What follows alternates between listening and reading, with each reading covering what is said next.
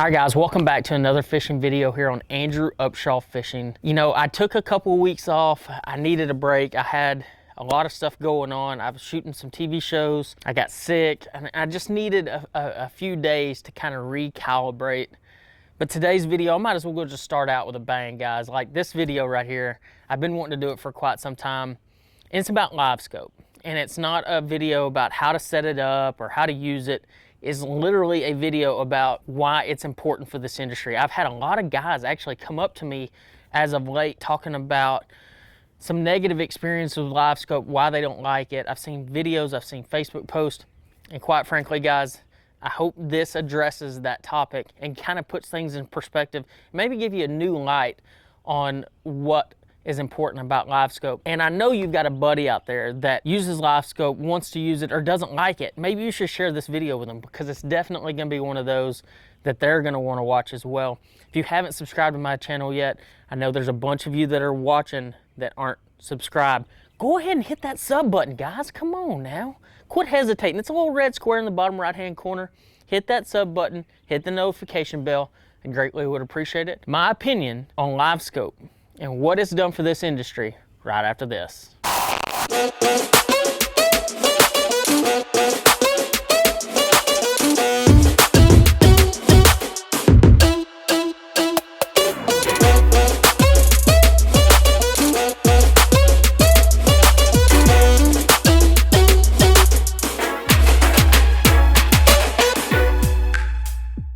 All right, guys, let's dive into this LiveScope discussion. And you know, really and truly, the reason that this video is happening today is to address all the people who have come up to me, all the comments, messages, the videos I've seen that talk about LiveScope in a very negative way. They talk about how it should be banned, how it should, you know, it's changed the way we fish and so on and so forth, how it's a video game. It's taking the magic out. There's so many things I can list here, but I'm just not going to go into everything that I've been told.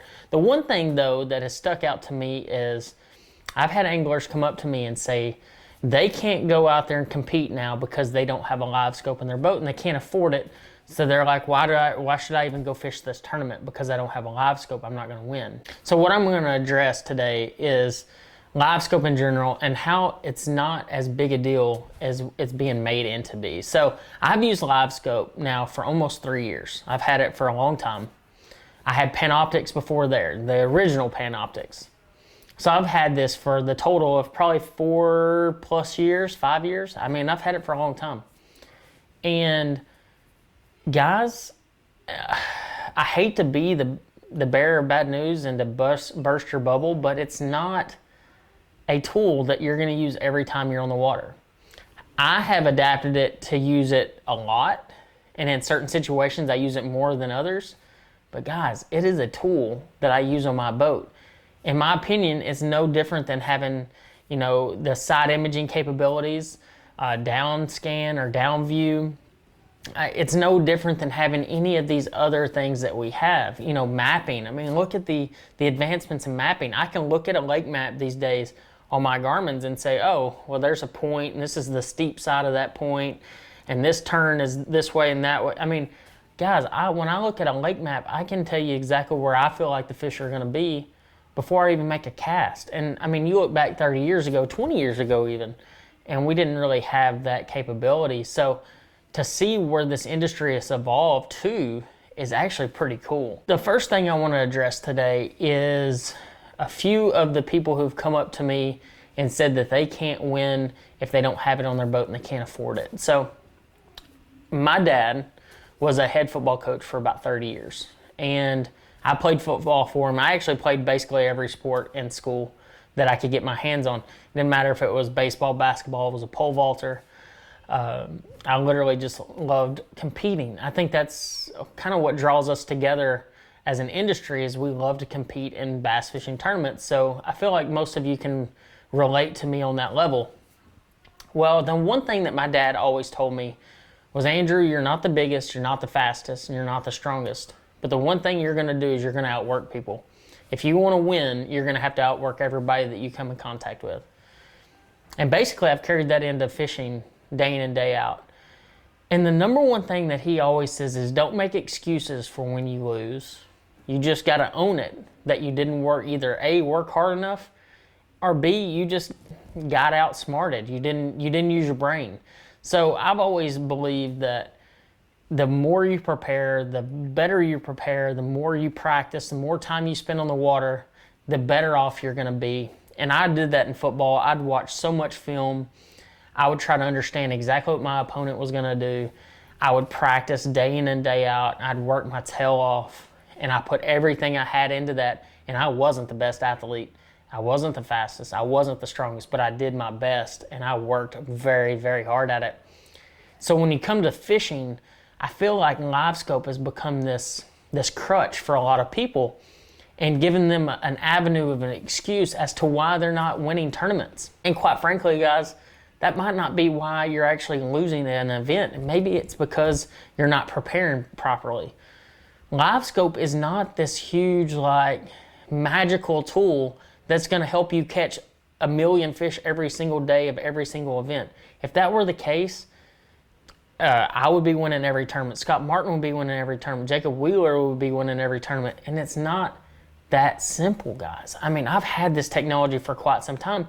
And the number one thing that I've learned over the course of all these years of using it is there's sometimes I need to put a cover on that unit and not look at it because it's going to distract me more than it's going to help me.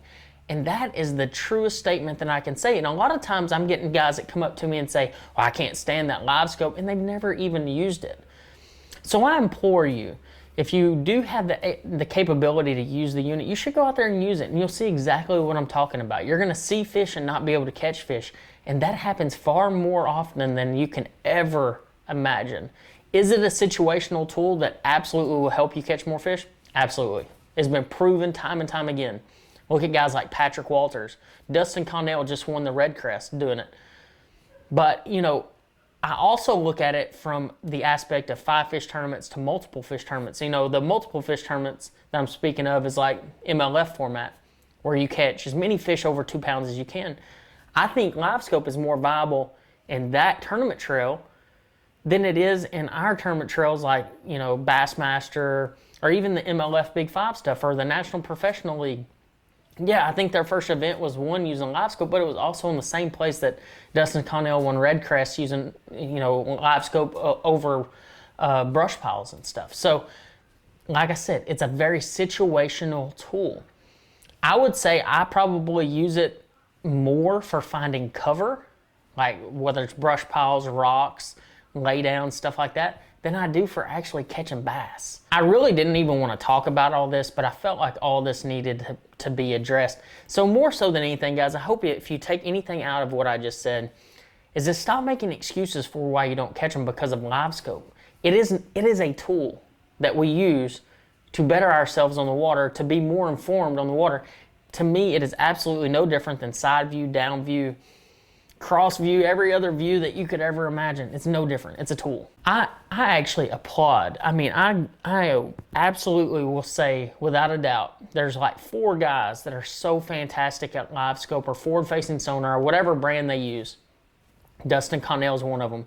Jacob Wheeler's one of them. Patrick Walters, Scott Martin. Those are my top 4 LiveScope or forward-facing sonar users. I think they're fantastic at it. I mean, they have proven that those guys know exactly what they are doing. And you know what? The one thing from what my dad taught me and everything, if I want to beat those guys, either A, I'm going to have to figure out a way to get as good as they are with the unit, or B, I'm going to have to go a completely different direction and learn something and work harder than they do and figure out a way to catch them better than they do. And that's just what it all boils down to. And it actually brings us into the next topic a little bit, and that is the umbrella rig. And this is not about the umbrella rig, but I think it relates to a certain level. So when the umbrella rig came out, I was fishing the FLW tour, and you literally had to have the umbrella rig on your deck. Every single event, as soon as you got out there, you had to have it out there, and you had to at least spend a day with it, because there wasn't enough information on it. Nobody had really fished it that much, so we didn't know what time of year it worked or when it didn't work. And guys, I wasted a lot of time practicing with that thing. And I'll be honest with you, we can't fish them in bass anymore. But when I was fishing FLW, like the Toyota series and things like that, I just stopped even bringing them. Like, I wouldn't even have them in my boat. And I didn't make excuses when I got beat by it either.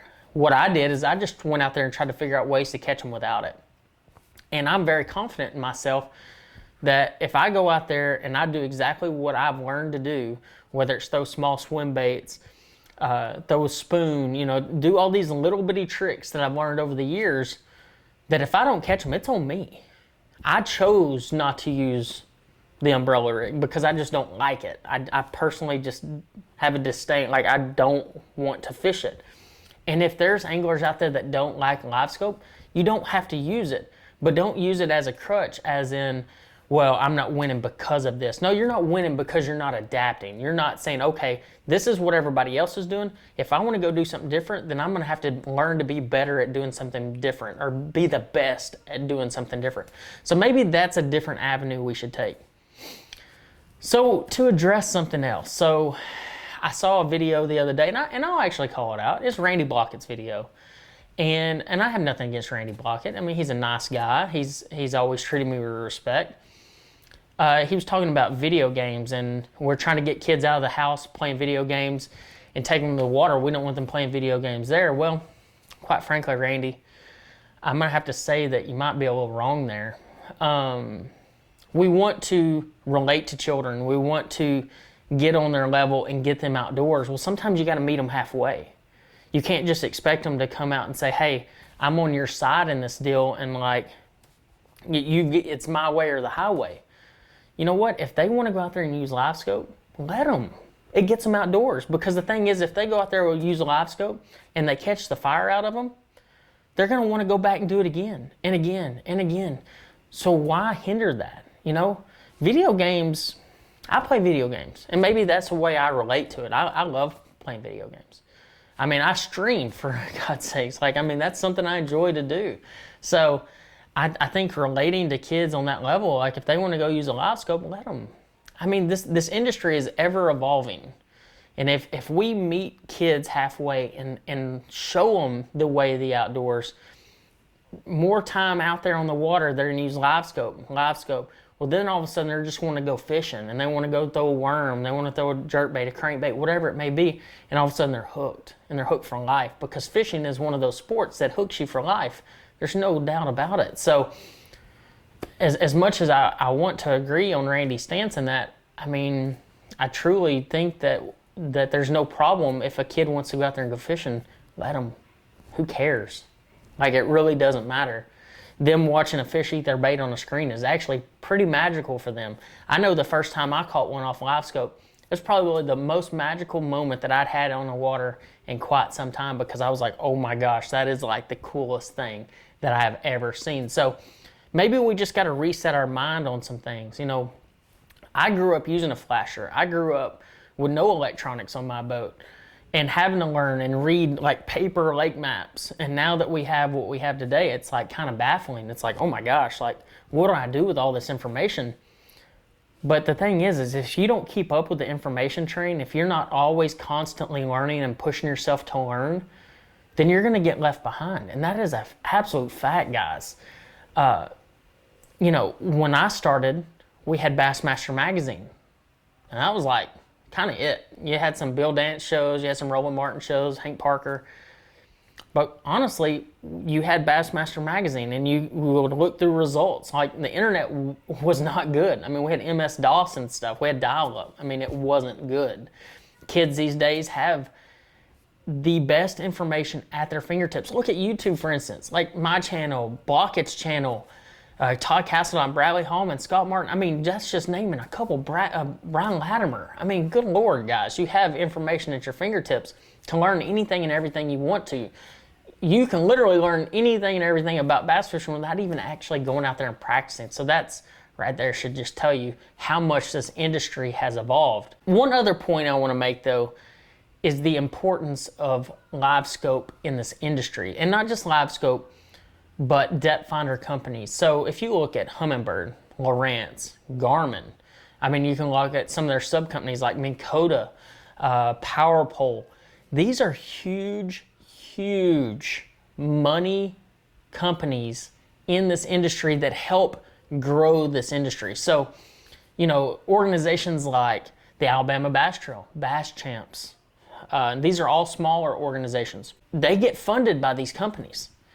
You look at Bassmaster, Major League Fishing, the National Professional League. All of these big leagues and tournament series are sponsored by these debt funder companies. We don't have these tournaments more so or at all without the support of these companies. So why in the world would we want to hinder their performance? I mean, really and truly, like, why would we want to step on their toes when they're the ones bending over backwards for us, giving us all this great technology and funding these organizations that we actually fish for? Like, I'm not going to step on their toes. I think they're doing a fantastic job.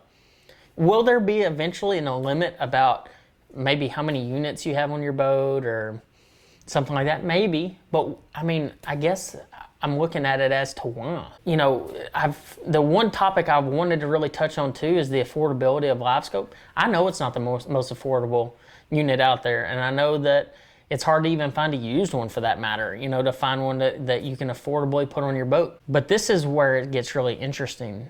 You know, this past year, Lowrance came out with Active Target. It's another forward-facing sonar. And Humminbird announced that they have a forward-facing sonar coming as well. You know what this technology is doing is breeding competition. And this competition, what that does is it drives prices down. So if we can weather the storm of this whole forward-facing sonar system is going to drop in price, just like side imaging. Guys, I grew up with side imaging when it boomed. Like when it went absolutely crazy, and if you didn't have side imaging, you were getting beaten every tournament. And quite frankly, you know, I remember in the beginning, you could not afford it. You couldn't afford the transducers, you couldn't afford the units.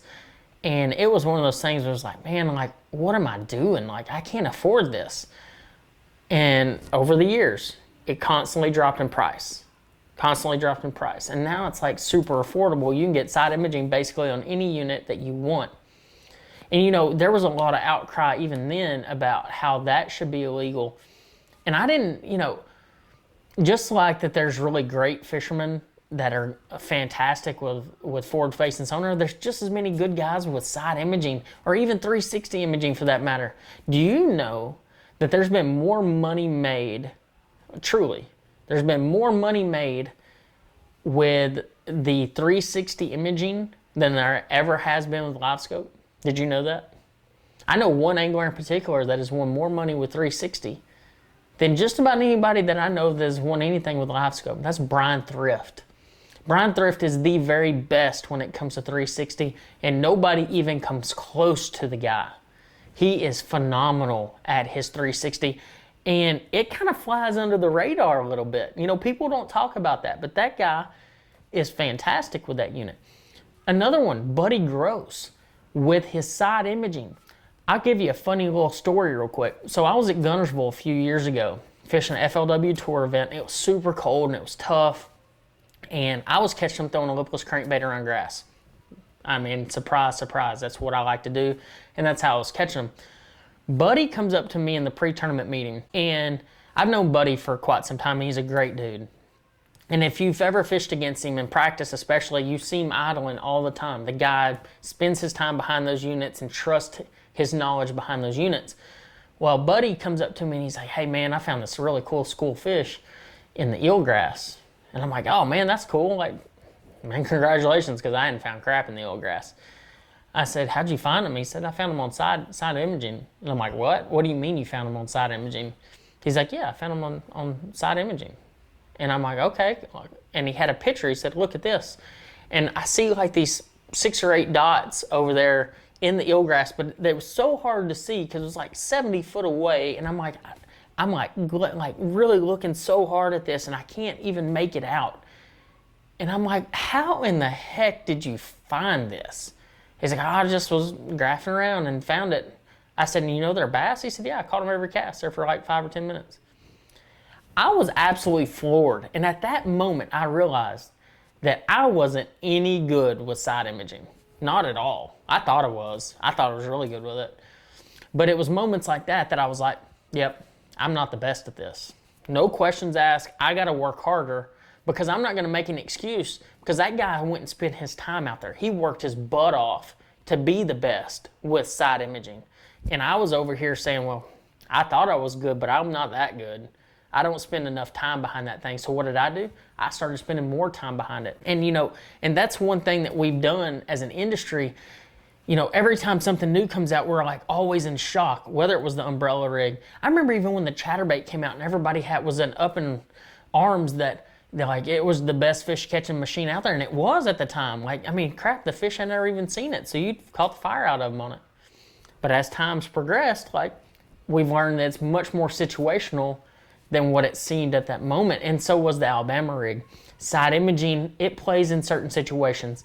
Forward-facing sonar, it's a tool, just like anything else. The HydroWave, I remember when the HydroWave came out the first time. I was on Tommy Martin's boat on Toledo Bend. We went down this pad stretch. We had one bite. We didn't have the HydroWave on. When he turned around, he said, hey man, I'm gonna turn on this HydroWave, this fish call thing. He drops it in the water, and this is when the HydroWave was a box. It's actually called a Biosonics at that time. He drops it over the side, and we went back through the exact same stretch, and I don't know how many bites we had, but it was a lot. And we were throwing the exact same bait in the exact same stretch. And it was absolutely baffling how many bites we had. Since then, I've learned that HydroWaves are much more situational, but they still play in certain times of the year. So with all that being said, guys, I really want you to take things to heart here. LiveScope is a tool. It's a tool to help you find and catch fish in certain situations. It's not the end-all be-all. It's not the best thing in the world. It's not going to change the way the tournament fishing scene works because there's going to be guys that waste a lot of time. You're only seeing the guy who wins the tournament maybe, or maybe a couple guys in the top 10 that catch them with it. But at the end of the day, you're not seeing all the guys that didn't catch them, that didn't do well, that didn't have good tournaments because they spent too much time looking at it. And maybe they want to admit it, maybe they don't. But that's just where we're at, guys. You don't have to have a LiveScope to win tournaments. Absolutely you don't. Look at John Cox, look at Bill Lowen. The list goes on, fellas. Take this to heart. Know that I'm not attacking you, but know this. If you want to learn how to use a LiveScope and you have the means to afford it, then you should go out there and work your butt off to learn it. And if you don't, then you should go work your butt off to figure out a way to catch them. But don't make excuses that you didn't win a tournament because you didn't have it. Just go out there and figure out a better way to catch bass. And you'll be surprised how many extra bass you catch if you go out there and put your head down and outwork everybody around you. Guys, thank you so much for watching this video. If you can, drop a comment below. I know I'm going to get a lot of comments on this video, and maybe some negative ones and maybe some dislikes, and that's okay. And I appreciate all your support, and I will see you on the next video.